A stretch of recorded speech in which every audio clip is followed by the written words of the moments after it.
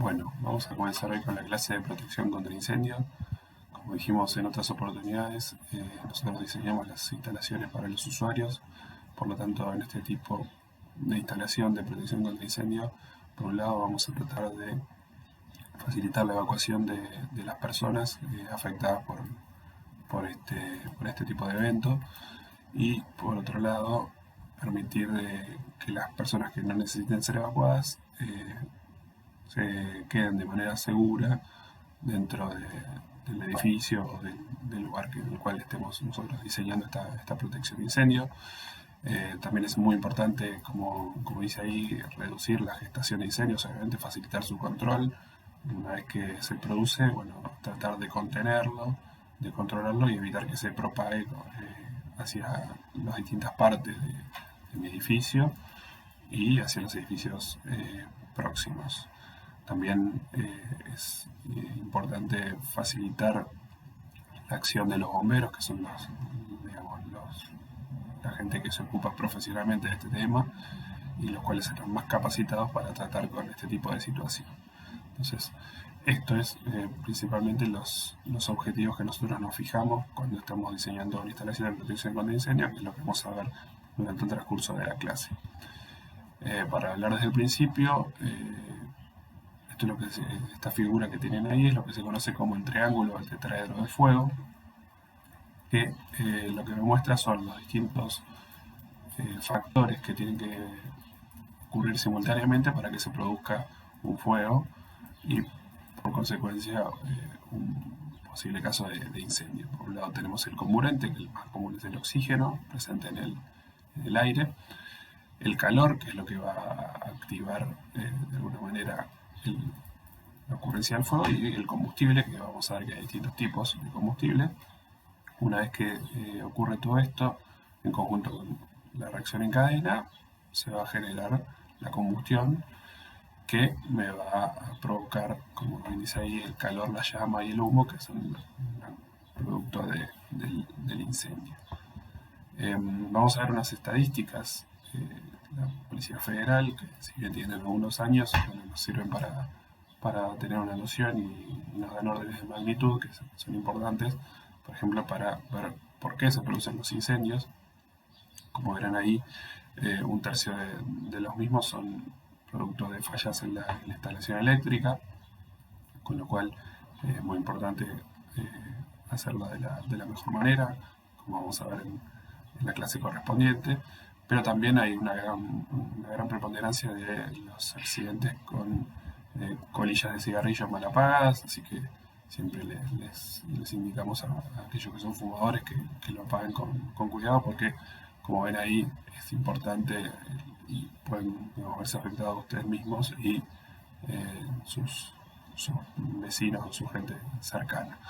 En el otro gráfico podemos ver el tema de dónde se producen esos incendios, que obviamente nosotros vamos a hablar, en el caso de edificios, agruparíamos a los dos primeros, y son donde más ocurren este tipo de cuestiones, y donde vamos a tratar de generar una instalación de protección contra incendio que funcione de la mejor manera posible.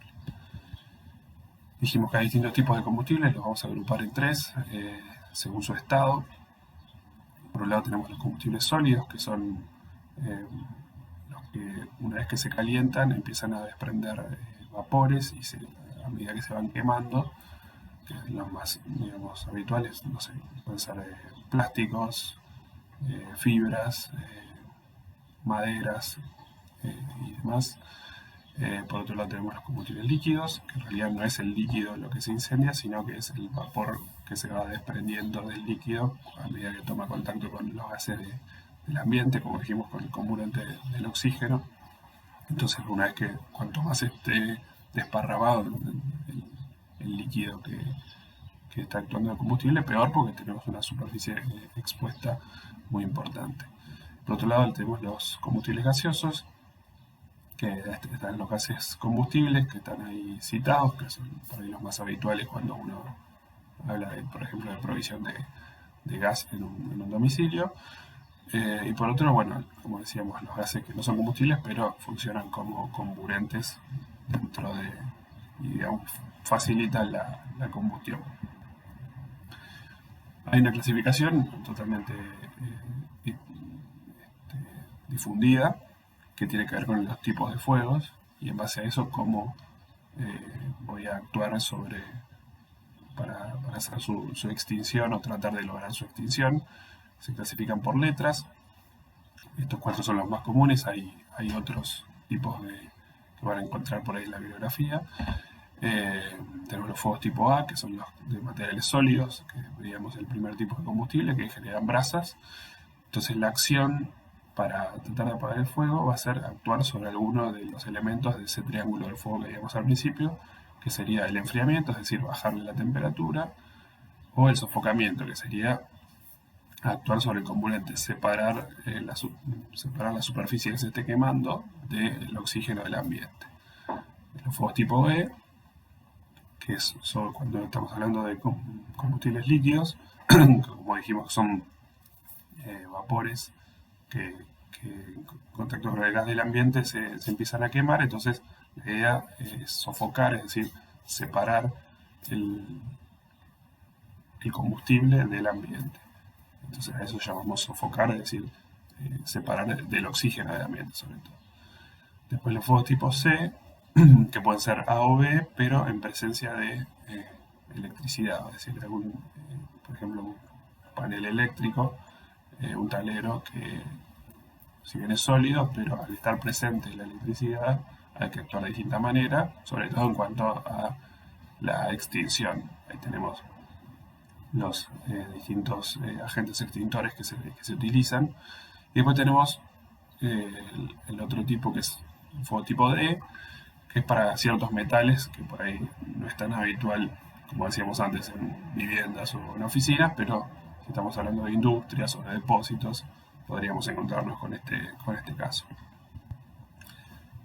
Hablamos de la extinción, que es, como bien dice ahí, actuar sobre tratar de eliminar algunos de los factores estos simultáneos que decíamos del triángulo de fuego anteriormente, para cortar con esa combustión. Entonces, uno podría ser el agua, digamos, es el extintor por definición, el más habitual, que uno siempre piensa cuando tratamos de apagar un fuego, pero no sirve para todos los fuegos. Por ejemplo, el fuego tipo C que veíamos antes, cuando hay presencia de electricidad, yo no puedo utilizar agua porque es un elemento conductor de la electricidad, entonces estaría agregando un problema en vez de solucionándolo. Entonces, el principio fundamental del agua es la capacidad que tiene de enfriar, es decir, bajar la temperatura del elemento que está combustionando. Después tenemos tipos de espumas, que lo más habitual es para la acción de sofocamiento que veíamos antes, es decir, separar el oxígeno de la superficie que se esté quemando.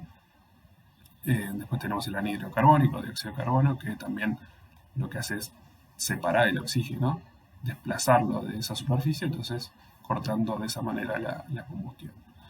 Y hay distintos tipos de polvos también que cumplen una función muy similar a los últimos que veíamos anteriormente.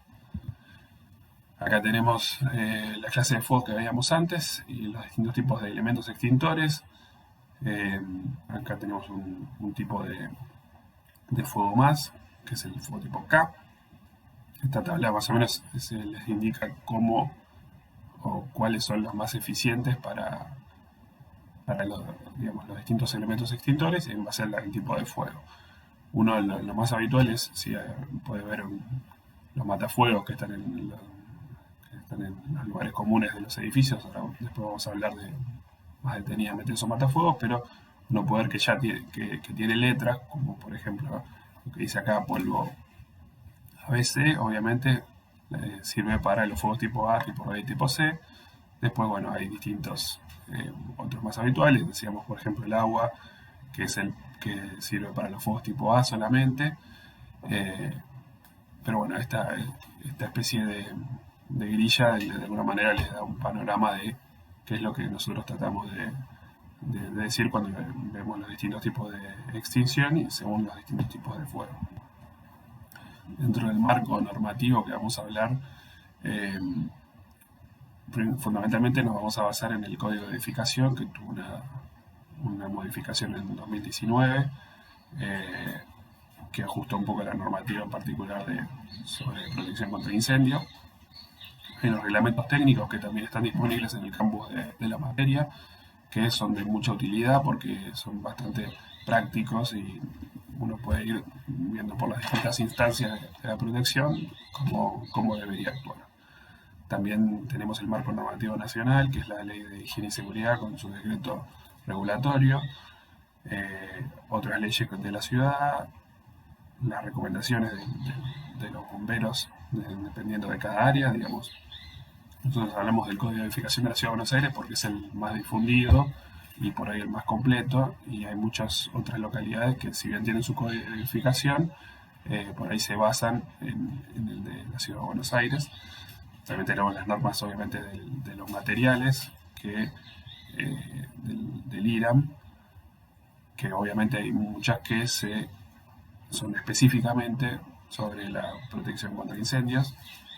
Y después tenemos como referencia las normas norteamericanas, que hay algunas que se consiguen en internet, obviamente otras son de pago como las normas IRAM, pero también las normas estas son una consulta habitual y cada norma refiere a una parte de la instalación de protección contra incendio. Vamos a separar en dos grandes grupos lo que se llama instalaciones de protección contra incendio. Por un lado, la protección pasiva, con la cual vamos a empezar, y por otro lado, la protección activa. La pasiva tiene que ver, como dice ahí, con primero tratar de evacuar a las personas, que dijimos que era el objetivo principal, es decir, facilitar y crear unas vías de escape seguras para los usuarios del edificio o del lugar en el cual se esté produciendo el incendio, tratando de limitar ese incendio, de que no se expanda hacia el resto del lugar, y proteger, como dice ahí, además de las personas, a los bienes en cuestión. Por otro lado, tenemos la protección activa, que es actuar sobre el foco del incendio, como veíamos antes, utilizar los distintos agentes extintores en base a lo que yo tenga dentro de mi proyecto. Primero, obviamente, detectando los focos de incendio y después actuando con los distintos agentes y las distintas técnicas para tratar de eliminar el incendio de la mejor manera posible. Vamos a arrancar con el siguiente video. Todo proyecto constructivo, en particular los edificios de altura, deben contar con un adecuado sistema de protección contra incendios, los cuales se agrupan en variables de protección pasiva y de protección activa. La protección pasiva corresponde al uso de materiales de construcción, desde las estructuras del edificio hasta sus terminaciones. ¿Son estos materiales resistentes al fuego? ¿Evitan un colapso estructural? ¿Restringen su avance?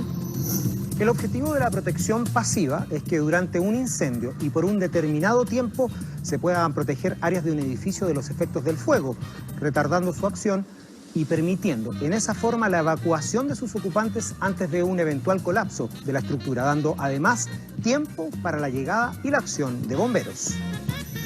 Está vinculada con el diseño de la construcción y sus condiciones de seguridad, compartimentación y vías de escape. Se cuentan aquí las estructuras del edificio sometidas a ensayos de resistencia, la instalación de puertas contra incendios, escaleras presurizadas y el uso de materiales ignífugos o resistentes a altas temperaturas.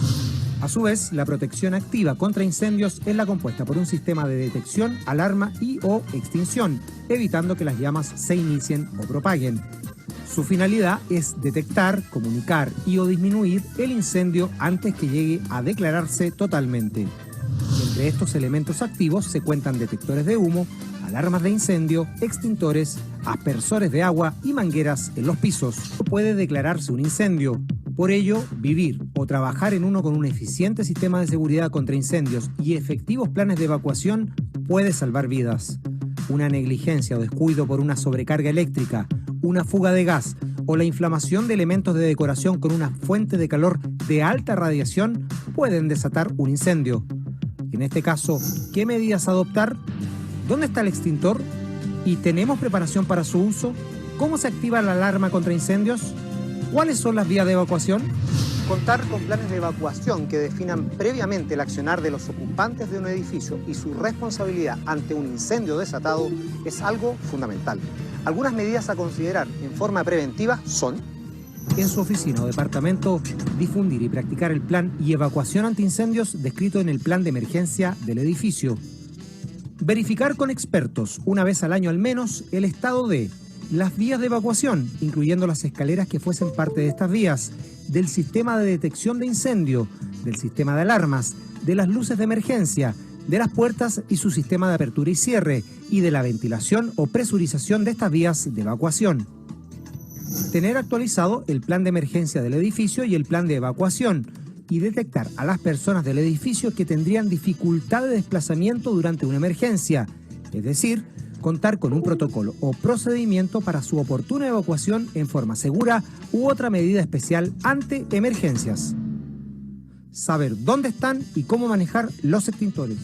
Junto con lo anterior, al comprar una oficina o un departamento es recomendable siempre preguntar por los sistemas de seguridad contra incendio con que cuenta el edificio. Y una vez declarado el incendio, dar la alarma en forma oportuna. Usar la red húmeda solo si el fuego es pequeño o muy acotado y se encuentra preparado para enfrentar esta tarea. Activar el plan de evacuación conforme quedó establecido en el plan de emergencia. Nunca usar los ascensores en medio de un incendio. Evacuar el edificio dirigiéndose a la zona segura determinada en el plan de evacuación, velando por desocupar las vías por donde ingresarán equipos de bomberos y de emergencia. Durante la evacuación, velar por la salida oportuna y segura de personas con discapacidad y movilidad reducida. Debemos recordar que frente al incendio de un edificio, las medidas más efectivas de control y seguridad son aquellas analizadas y establecidas con mucha antelación, en forma preventiva y resguardando a las personas. Bien, continuamos entonces con la protección pasiva, que como dijimos, tiene en cuenta las vías de escape, impedir o limitar la propagación del incendio una vez ocurrido. Es decir, como decíamos al principio, tratar de proteger a las personas, a los usuarios o a los bienes. Dentro de protección pasiva vamos a nombrar varios conceptos que vamos a pasar a explicar más adelante, como la sectorización, los medios de escape propiamente dichos, el palier protegido, la carga de fuego, el riesgo de incendio y la resistencia al fuego. Comenzando por la carga de fuego, es una cuantificación de los elementos que yo tengo dentro de cada sector de incendio que voy a analizar, es decir, en función de los materiales. Como siempre voy a tener materiales distintos, voy a tratar de pasarlos a un equivalente en madera, es decir, a cuánta madera equivaldría el poder calorífico de los materiales que tengo dentro de ese sector que estoy analizando. Entonces, de esa manera yo la carga de fuego puedo compararla de distintos sectores, aunque tengan distintos materiales dentro de ellos. Bueno, la fórmula obviamente la tienen ahí, cuantifica en cuanto al poder calorífico de la madera, y también hay una fórmula empírica ahí de la duración de tiempo del incendio que en función de la carga de fuego, pero bueno, es algo empírico. Es más importante el concepto de carga de fuego.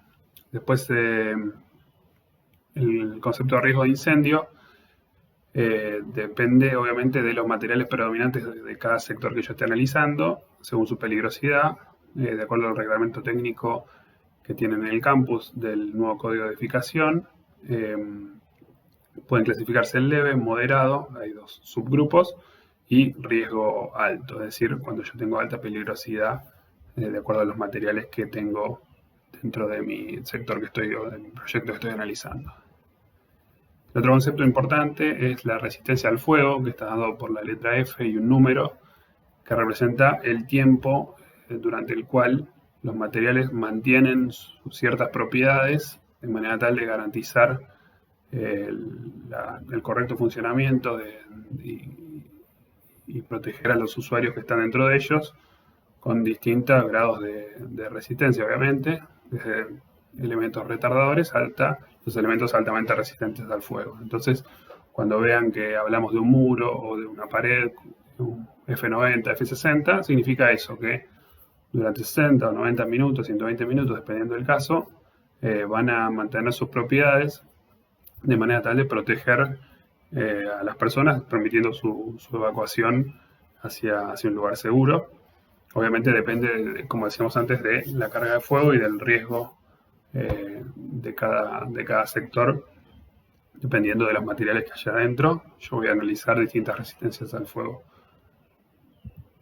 Por ejemplo, acá tenemos una tabla tomada del Código de Edificación de la Ciudad de Buenos Aires, distintos elementos, ya sea muros, caja de escalera, elementos horizontales. Ven que se dan distintas resistencias al fuego exigibles de acuerdo al tipo de edificio, que también hay otras tablas dentro del Código de Edificación, que dependen obviamente del uso, de la ocupación, es decir, el destino el cual va a tener el edificio o el proyecto que yo esté analizando. Voy a entrar en estas tablas y de esa manera garantizo una resistencia al fuego mínima para cumplir por los distintos elementos que ahí están tabulados.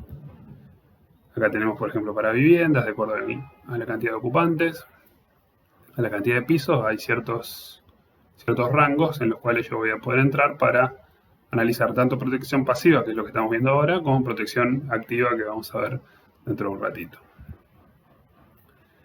Acá tenemos también, de acuerdo a los materiales constitutivos, las distintas resistencias que tienen, los casos más sencillos de los distintos tipos de mampostería, con o sin revoque, para los cuales las distintas resistencias al fuego que yo voy a tener para analizar o cumplir con lo que me pedía la norma en las tablas anteriores. Otro tema importante es el tema de la sectorización. Un sector de incendio, es decir, el lugar donde yo estoy analizando todo lo que decíamos recién, va a ser, por ejemplo, un piso, por ejemplo, si es un edificio de oficinas, generalmente se considera toda la planta, obviamente sacando las cajas de escaleras, que es un poco el medio de escape que yo voy a tener a disposición para los usuarios.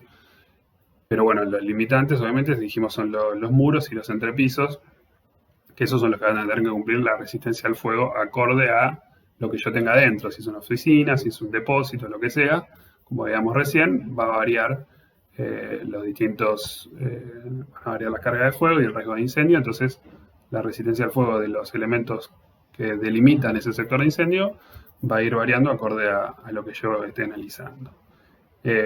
Cuando hablamos de sectorización vertical, fíjense ahí en el esquema, en el corte de ese edificio, tenemos un desplazamiento de la caja de escaleras, es decir, ¿para qué se hace esto? Por ahí en edificios antiguos no lo van a ver, pero en los edificios nuevos se exige que cuando yo llego a planta baja haya un desplazamiento de esa caja, de manera tal de que si llegara a ocurrir un incendio y las personas se están evacuando, no se confundan y se den cuenta que llegan sí o sí a planta baja para poder evacuarse fuera del edificio que está afectado por el incendio. Entonces, de esa manera yo impido que bajen hasta un subsuelo, generando una situación de mayor riesgo para su salud. Cuando hablamos de medio de escape, que ya lo mencionamos varias veces, nos referimos a tres partes de ese medio de escape, que sería un tramo horizontal hacia la caja de escaleras, el descenso vertical por la misma, y después un camino horizontal hacia un lugar seguro. El lugar seguro generalmente está definido dentro de los planos de evacuación de un proyecto, es decir, un punto de encuentro en el cual las personas van a agruparse luego de haberse evacuado. Como dice ahí, los medios de escape tienen que estar permanentemente iluminados y señalizados, es decir, las personas, porque quizás es un edificio público o semipúblico, hay personas que no están habituadas o no conocen el edificio, pero tienen que ser casi instantáneo, darse cuenta de por dónde uno tiene que evacuarse en caso de necesidad. Entonces, la información es muy importante, vamos a ver algunos ejemplos más adelante de cartelería y demás. Pero bueno, yendo al medio de escape en sí, vamos a ver que hay distintos tipos de dimensionamiento. Este que nombramos primero es el que dictamina el Código de Edificación de la Ciudad de Buenos Aires. Primero habla de un ancho mínimo de las puertas, es decir, del paso hacia la caja de escaleras, dependiendo de la cantidad de personas en las cuales se pueden evacuar.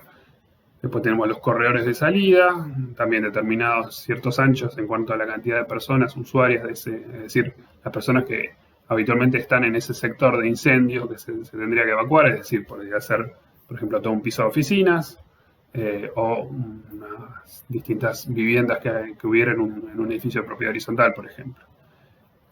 Obviamente también define el ancho de paso y cómo se llega hacia la planta baja, que dijimos que era el último paso del medio de escape. El otro dimensionamiento que se conoce es el dimensionamiento por tráfico, que tiene que ver con la Ley de Higiene y Seguridad del Trabajo, la ley nacional que nombramos al principio de la clase, que tiene en cuenta la cantidad de personas que pueden evacuarse en un tiempo determinado, definiendo de esa manera un ancho de salida tipificado para eso. Ahí está el ejemplo que en una fila de poco más de medio metro se calcula por estudios y demás que se pueden evacuar hasta 40 personas por minuto.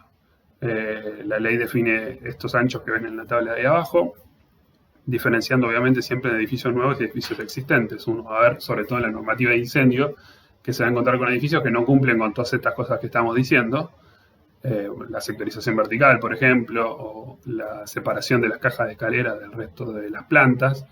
Pero bueno, cuando uno diseña un edificio nuevo, sí o sí tiene que aplicar todas estas exigencias. Cuando estamos hablando de un edificio existente, obviamente hay ciertas cuestiones que son un poco más flexibles de alguna manera, no tan exigentes con la normativa.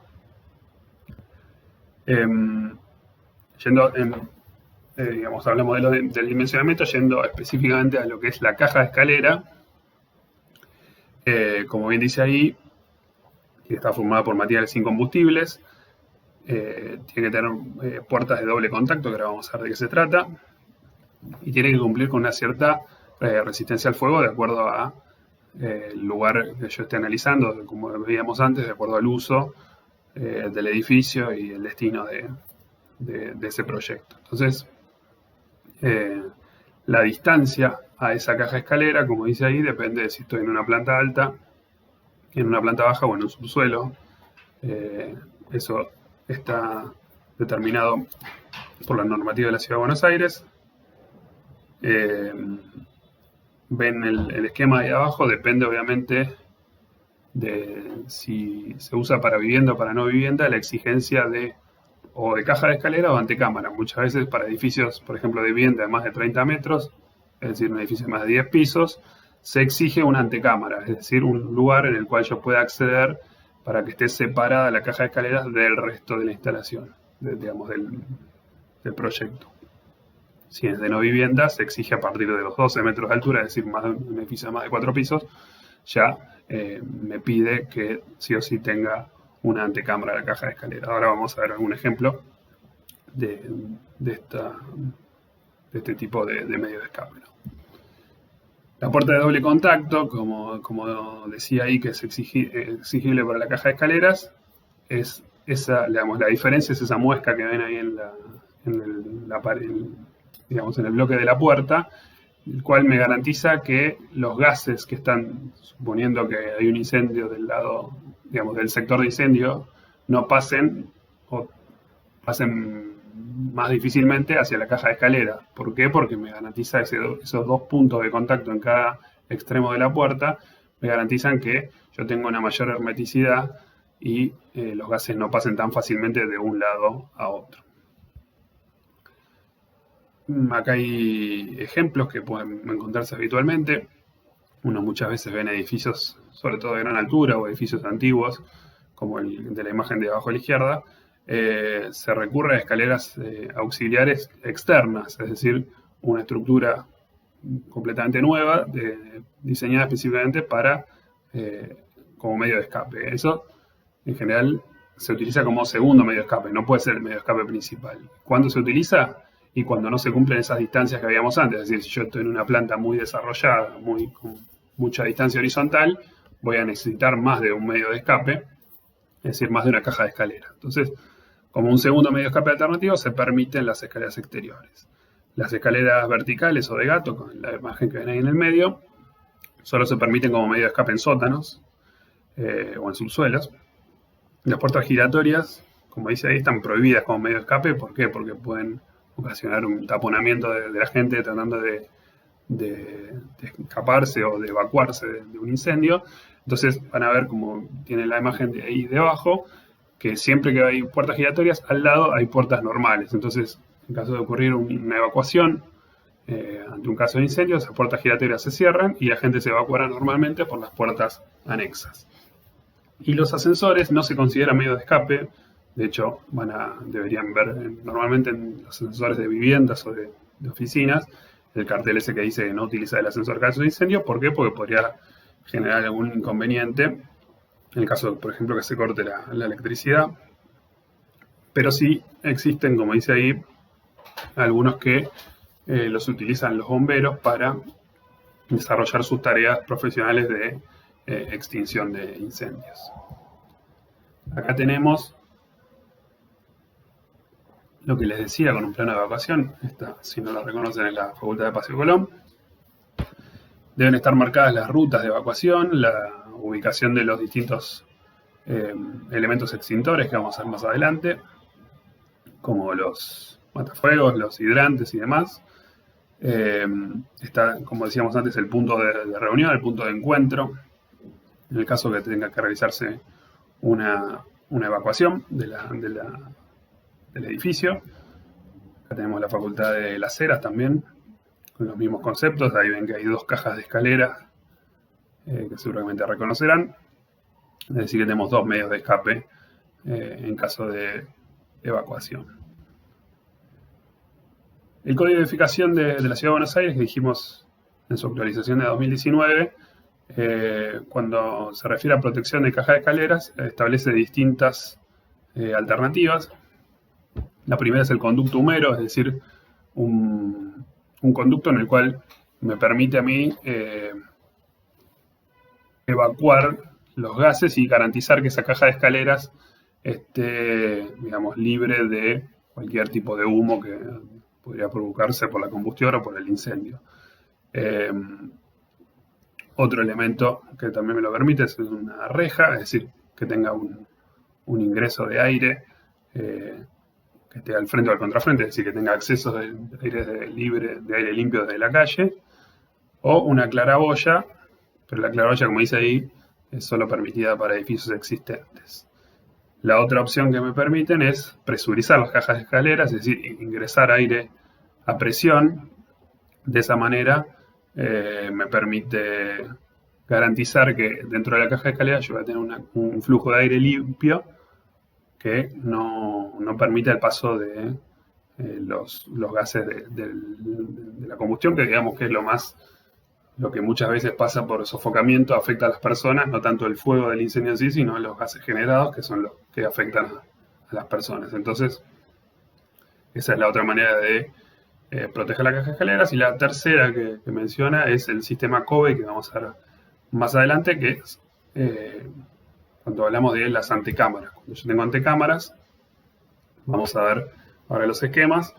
A mí me permite este sistema generar un flujo de aire limpio para, de esa manera, proteger a todos los usuarios que están utilizando el medio de escape. Es decir, el medio de escape me tiene que garantizar la seguridad de los usuarios que llegan a la caja de escalera hasta que lleguen a planta baja para poder evacuarse. Entonces, les muestro el esquema, lo que llamamos palier protegido. Ven, en este caso tenemos la salida de 2 unidades de vivienda a este palier y acá tenemos la caja de escalera. Obviamente siempre las puertas abren en el sentido de la evacuación y van a ver que tenemos un conducto de inyección de aire aquí debajo y un conducto de extracción de humos o de caja de escalera. Un conducto de extracción de humos próximo a la caja de escalera junto con un colector de extracción de humos. ¿Cómo se dimensionan estos? Bueno, obviamente depende de la altura libre, de la superficie de influencia, es decir, la superficie es el sector de incendio. Depende del uso del edificio para calcular ese caudal de extracción. No es lo mismo un uso, dijimos, de oficinas que de viviendas o de industria.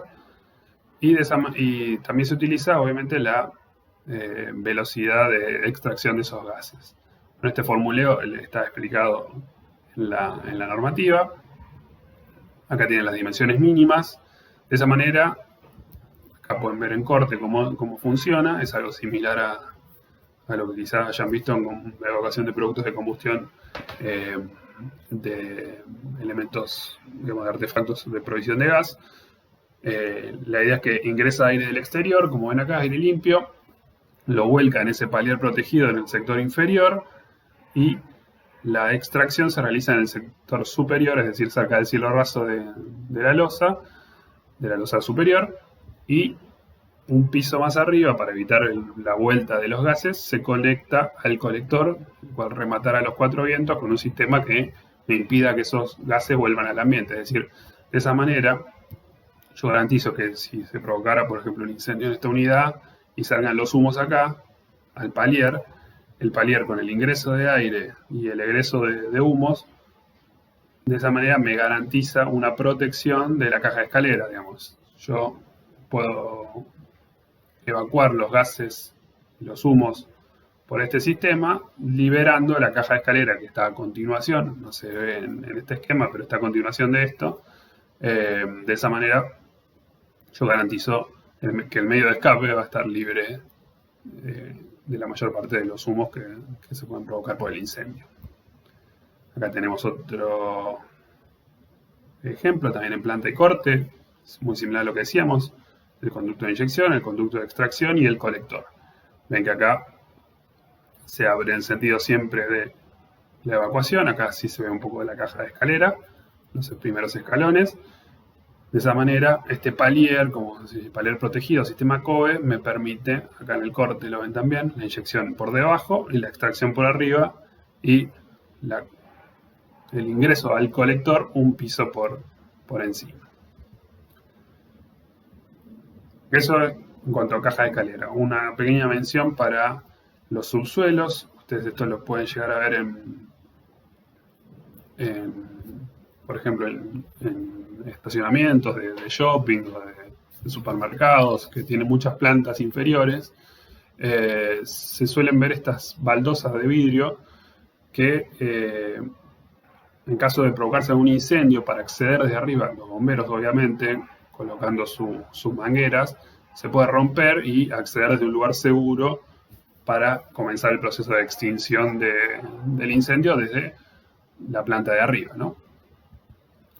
Después hay bueno, esta foto está tomada de un docente de la cátedra, la sacó en Canadá, si no me equivoco, que es todo un sistema central para corte de servicios. Obviamente cuando hay un incendio, dependiendo de los orígenes, no importa, pero yo necesito asegurar que, por ejemplo, cortar el suministro de gas o cortar la electricidad para impedir que el incendio cause mayor daño. Entonces se debe poder cortar, en este caso era un edificio muy moderno, en el cual ese panel de control me permitía de un solo saque cortar el suministro de todas las instalaciones para que después los bomberos puedan actuar de manera segura. Bien, hasta ahí vimos todo lo que es protección pasiva, es decir, la vía de escape, y para proteger a las personas o a los bienes. Vamos a hablar ahora de la protección activa, que es decir, actuar sobre el foco del incendio, sobre los distintos elementos constitutivos de lo que veíamos antes del triángulo de fuego, y como, digamos, los distintos métodos para los cuales vamos a extinguir nosotros los focos de incendio. Primero vamos a hablar de la detección del incendio. Es muy habitual y cada vez más habitual encontrarse con sistemas detectores de incendio que funcionan generalmente con algún tipo de central. Son sistemas automáticos que me permiten dar alarma tanto para las personas que son los usuarios del proyecto que yo estoy analizando, o para los bomberos que acudan, digamos, en el caso de producirse este tipo de evento. Hay distintos tipos de detectores. Los primeros que hacemos mención son los detectores de calor, que actúan cuando se llega a una temperatura dada, definida obviamente de acuerdo al criterio y de acuerdo al uso que voy a tener en el proyecto que yo estoy analizando. Otros que tienen en cuenta un gradiente de temperatura, es decir, si supera cierto aumento en poco tiempo, se activa ese detector, y otros que funcionan de las dos maneras.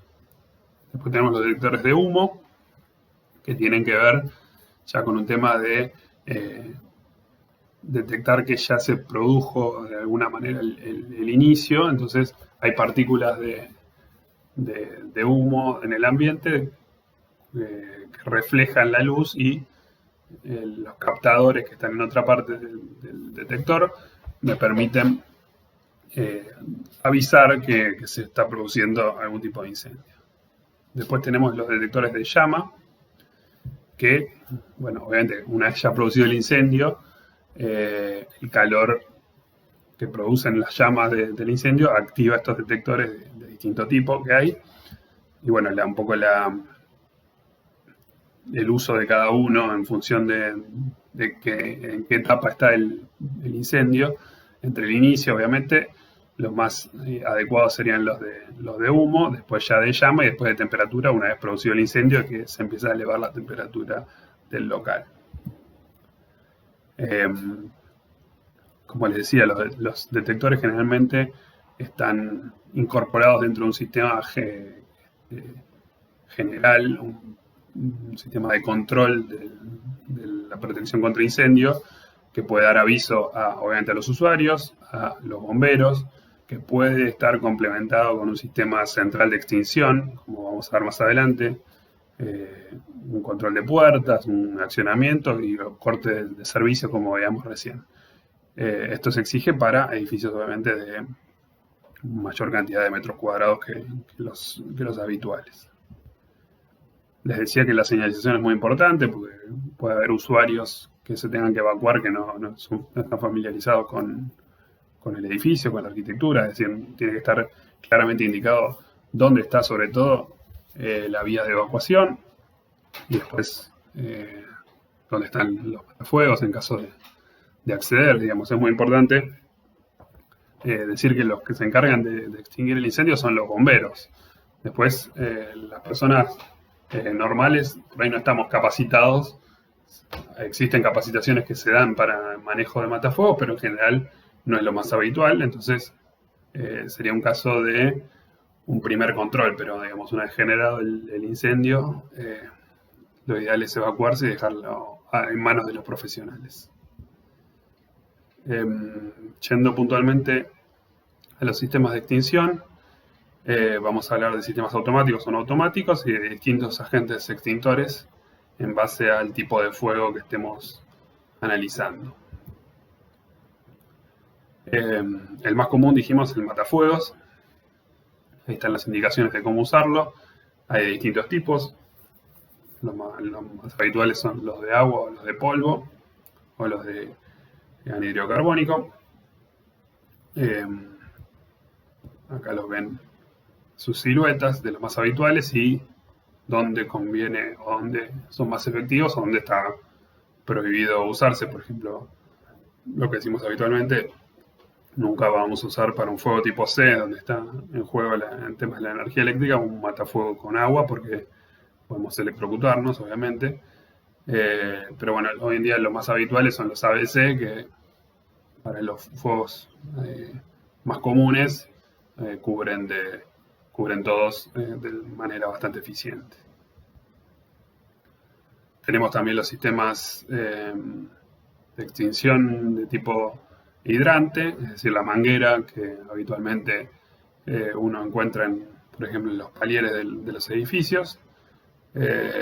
Obviamente, para edificios de más de 10 metros de altura es exigible, y la distancia máxima tiene que ver con el tema de la longitud de la manguera, obviamente, para poder cubrir todo el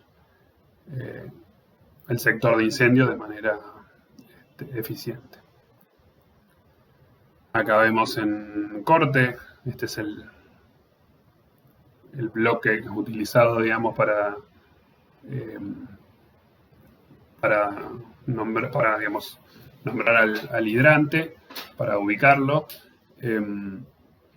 Van a ver también que acá en este esquema donde dice boca de impulsión, generalmente en el frente o en la vereda, van a encontrarse de un edificio de vivienda o de un edificio de oficina con este cartel que dice bomberos, que si uno lo abre se va a encontrar con esta llave que es muy parecida, a esta que teníamos acá, del hidrante. En estos lugares es donde los bomberos se van a conectar con su autobomba para dar el agua suficiente. Digamos, el bombero no es que toma agua del edificio, sino que agrega agua para, en caso de producirse un incendio, si el agua de la reserva, que ahora vamos a ver más adelante, no alcanzara, bueno, el bombero puede, a través de esta boca de impulsión identificada con su nombre, puede suministrar de un volumen de agua extra para ayudar a la extinción del incendio. Acá pueden ver también que tenemos la sectorización vertical, es decir, el desplazamiento de las cajas de escaleras. Y bueno, acá tenemos la reserva de agua que vamos a ver más adelante de qué se trata. Pero bueno, es importante que esto ya lo vayan reconociendo y cómo es los grafismos utilizados para los hidrantes, que son van a ver el trabajo práctico resuelto que está en el campus. Otro sistema, ya yendo a lo automático, porque obviamente matafuegos y hidrantes son de accionamiento manual. Los sistemas automáticos, el sistema por excelencia más difundido es el de rociador o sprinkler, que lo más habitual es utilizarlo en lugares donde no hay ya un uso continuo de personas, ¿no? Por eso que dijimos, para que funcione automáticamente. Lo más habitual, donde lo van a encontrar más, es en garajes, en estacionamientos, en industrias también, que por ahí no funcionan todo el día, sino que hay una protección extra para el caso en el cual no haya personas y se produzca un incendio, obviamente. El incendio puede ocurrirse en cualquier momento. Estos tipos de rociadores funcionan con un fusible. Ese fusible, ya sea por un aumento de temperatura o la presencia de fuego, se rompe, digamos, habilitando el paso de agua para que vuelque sobre el lugar que yo estoy protegiendo. Ahí ven los distintos pasos cuando se rompe esa ampolla o fusible y se habilita el paso de agua.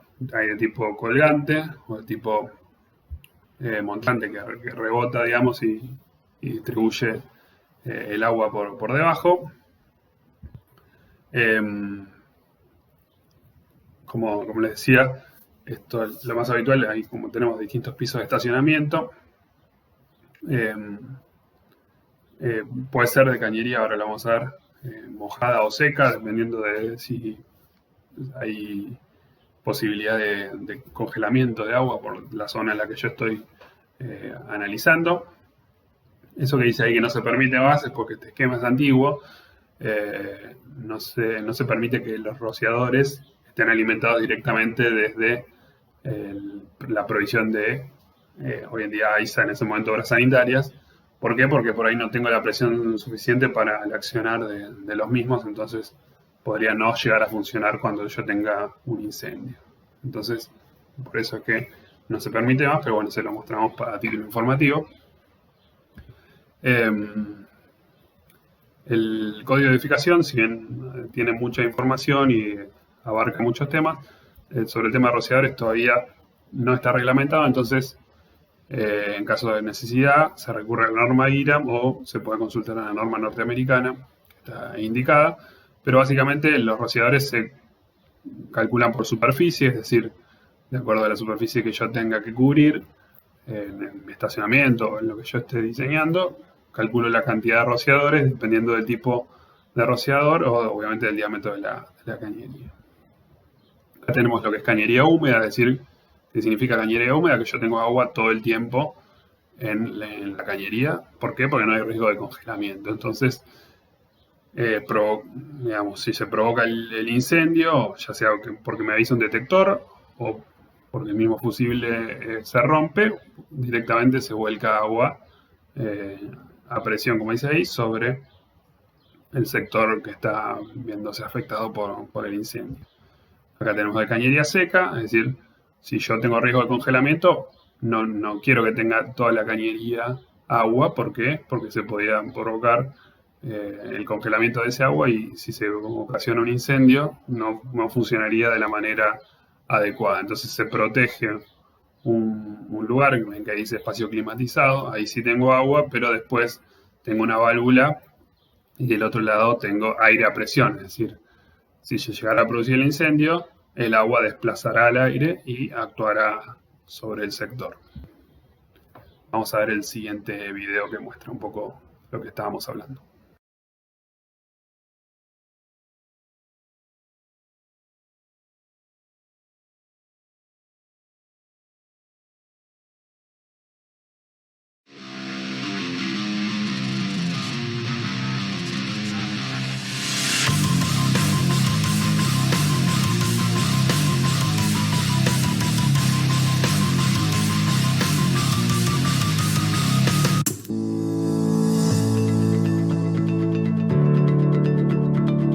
El adecuado funcionamiento del sistema de rociadores ha permitido controlar el incendio, evitando daños y consecuencias graves a los trabajadores, a la empresa y al medio ambiente.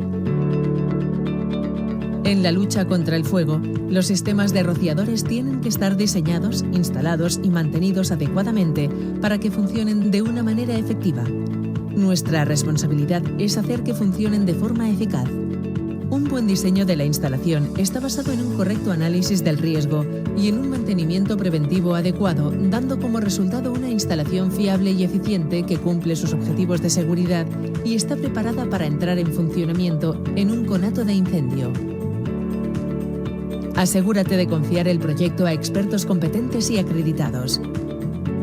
Este sistema utiliza rociadores conectados a una red de tuberías, un depósito exclusivo de agua contra incendios que, conjuntamente con el grupo de bombeo, suministra el caudal de agua a la presión adecuada para ser descargada inmediatamente cuando detecta el aumento de temperatura provocado por un fuego, para controlar y empezar a extinguir el incendio.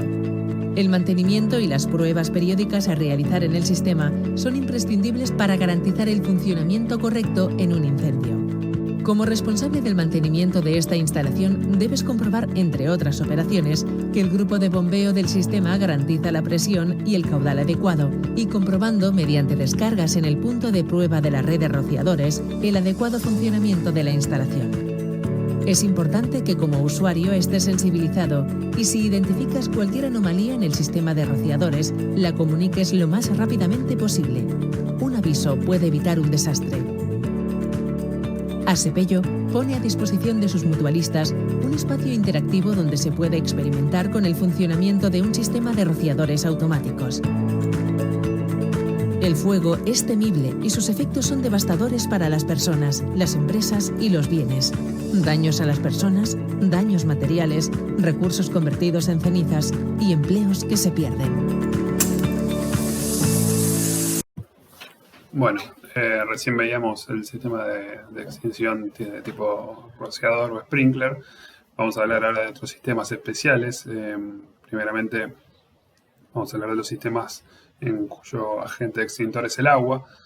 Obviamente, al ser sistemas automáticos, vamos a hablar de sistemas que están vinculados con el uso de los detectores, como los que veíamos hace un rato. Hay algunos que se llaman, el de agua fraccionada, utilizado principalmente para lugares donde tenga líquidos combustibles, o para proteger ciertos elementos de valor, por ejemplo, en un caso de museos o ese tipo de instalaciones. Otros sistemas habituales con agua son las cortinas de agua, es decir, que se utilizan como una barrera cortafuego, es decir, el cual me limita el paso del fuego de un sector hacia otro. También utilizado para protección de fachadas. Después hay otros sistemas de alta velocidad para casos muy particulares, ¿no? No lo vamos a encontrar en un sistema de protección de incendio para una vivienda o para un edificio de oficinas, pero bueno, se los mencionamos para que sepan que existen. En cuanto a la provisión de agua, vamos a analizar y a comentar distintos tipos. Obviamente yo necesito darle presión a los sistemas de hidrantes o de rociadores para que funcionen adecuadamente y puedan accionar sobre el foco de incendio para extinguirlo.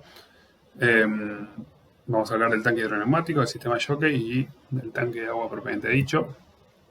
El hidroneumático es un sistema el cual está formado por un tanque que tiene tanto agua como aire comprimido y funciona en conjunto con ciertas bombas. Ahora vamos a ver un esquema del tanque propiamente dicho.